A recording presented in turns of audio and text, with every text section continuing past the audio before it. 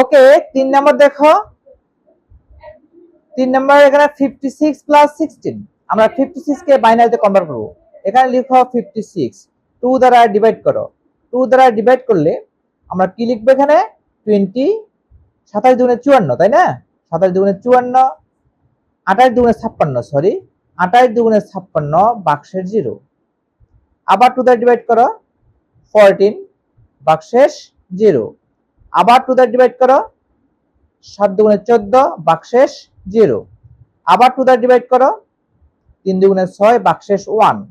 আবার 2 দ্বারা ডিভাইড করো 2 একে 2 বাক্সেস 1। আবার 2 দ্বারা ডিভাইড করো 2 0 0 বাক্সেস 1। তাহলে আমার 56 এর বাইনারি মান হবে therefore 56 10 ভিত্তিক 56 ইকুয়াল টু আমার 1 1 1 0 0 0। এই হলো আমার বাইনারি মান। 56 এর বাইনারি মান হবে কত? 1 1 1 0 0 0।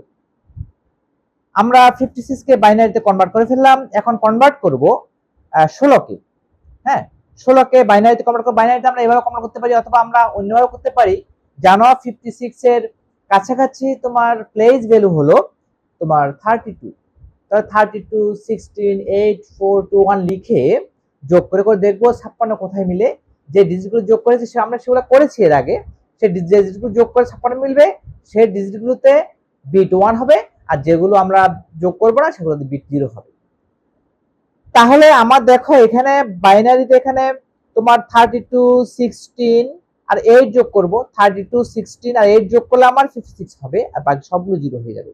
যাই হোক, আমরা এভাবে ভাগ করে কিন্তু আমরা এভাবে করতে পারি, আমরা বাইনারিতে কনভার্ট করতে পারি। এই জন্য তোমাকে এভাবে দেখালাম। কেমন? এটাকে বাইনারিতে এভাবে কনভার্ট করলাম 56 10 ইকুয়াল টু 1 1 0 0 0 2।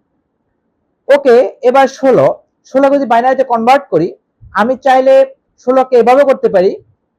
দেখাই তোমাদেরকে, একটু দেখিয়ে দিই। ধরো 16 এর প্লেস ভ্যালু হাইয়েস্ট 16 এ থাকে, তো এখানে 16 লিখো, হ্যাঁ 8 লিখো, তারপরে 4 লিখো, 2 লিখো, 1 লিখো। এগুলো হলো প্লেস ভ্যালু, এগুলা কি স্থানীয় মান। ঠিক আছে? আর এখানে এটা আমার 16, হ্যাঁ এটার জন্য 1 হবে, এটার জন্য 0 হবে, এটার জন্য 0 হবে, এটার জন্য 0 হবে, এটার জন্য 0 হবে। এটা হলো বাইনারি মান। ঠিক আছে না? বাইনারি মান, রাইট।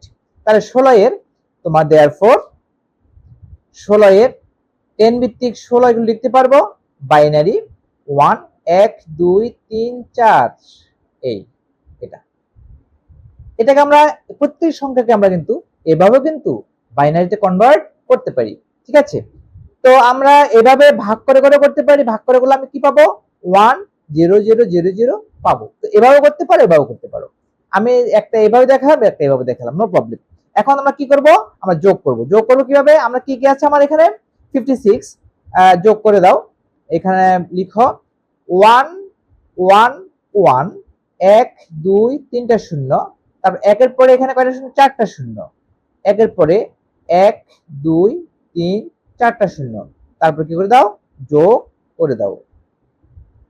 শূন্য শূন্য যোগ করলে শূন্য, শূন্য শূন্য যোগ করলে শূন্য, শূন্য শূন্য যোগ করলে শূন্য, একে শূন্য যোগ করলে 1 1 1 2 2 এর শূন্য হাতে 1 1 যোগ 2 2 মানে 10।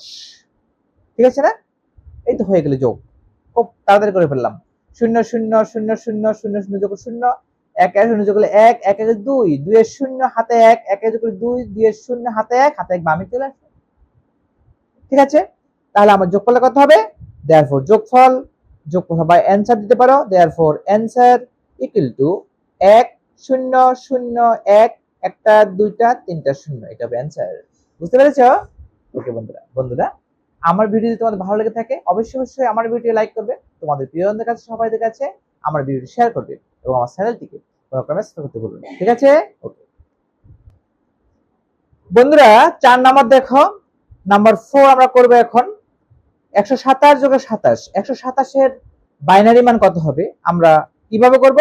127 এর কাছাকাছি তোমার লোকাল প্লেস ভ্যালু 64, তাহলে আমরা প্লেস ভ্যালু লিখি।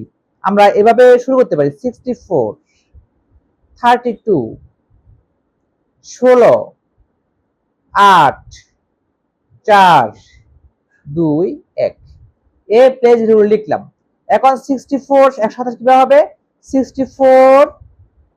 64 আর 32 যোগ করো 96, 96 আর তোমার 16 যোগ করো 112, 112 আর 8 যোগ করো 120, 120 আর 4 যোগ করো 124, 126, 127। এগুলো হলো তোমার স্থানীয় মান, স্থানীয় মান। ঠিক আছে। আর এই যে এখানে লিখো 1 1 1 1 1 1 1, এটা হলো তোমার বাইনারি মান। বুঝতে পারছো? তাহলে আমরা লিখতে পারি যে 127 সমান, এবার যোগ করলে 27 হবে। 127 সমান তোমার 64 plus 32 plus 16 plus 8 plus 4 plus 2 plus 1। Therefore আমরা লিখতে পারি যে 127 হলো আমার 10 ভিত্তিক সংখ্যা। এটার বাইনারি সংখ্যা হবে 1 2 3 4 5 6 7। এটা হলো 127 এর বাইনারি মান। এখন আমরা যোগ করব। হ্যাঁ, এখন যোগ করব। কেমন? এখানে লিখো, যোগ করো 1 2 3 4 5 6 7। নিচে লিখো 1 2 3 4 5 6 7। এবার তুমি যোগটা সেরে ফেলো। 1 1 যোগ করলে 2 2 এর 0 হাতে 1, 1 1 যোগ করলে 2 2 এর 3, 3 এর 1 হাতে 1, 1 যোগ 2 2 এর 3, 3 এর 1 হাতে 1, 1 1 যোগ 2 2 এর 3, 3 এর 1 হাতে 1, 1 1 যোগ 2 2 এর 3, 3 এর 1 হাতে 1, 1 1 যোগ 2 2 এর 3, 3 এর 1 হাতে 1, 1 যোগ 2 2 এর 3, 3 এর 1 হাতে 1, হাতে এখানে চলে আসবে। ঠিক আছে, আমরা যোগটা করে ফেললাম। অ্যানসার হবে 1 হবে কয়টা? 6টা। 1 2 3 4 5 6 এটা 0। এটা হবে আমার যোগফল। দেখো যোগফলে কত হবে? 254। এখন 254 হয় কিনা তুমি বের করে দেখতে পারো।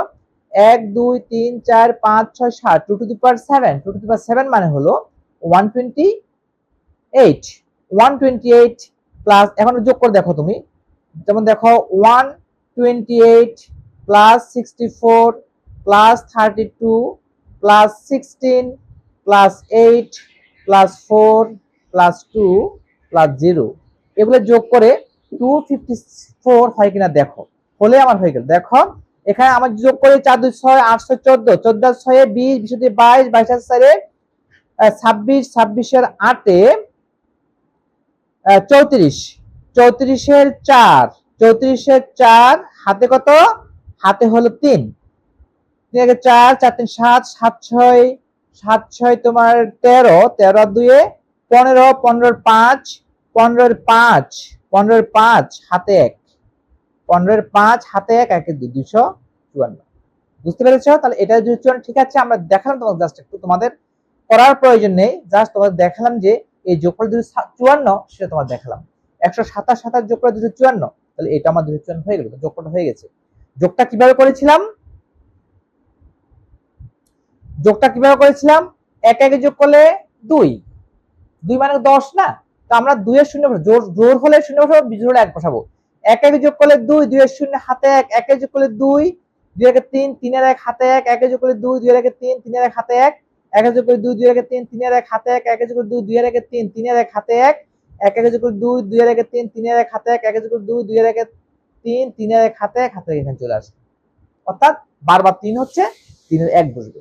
2 হলে 0 বসবে, হাতে কিন্তু 1 বামে চলে আসবে। তাহলে 1 1 1 1 1 1 1 1 1 0। ওকে,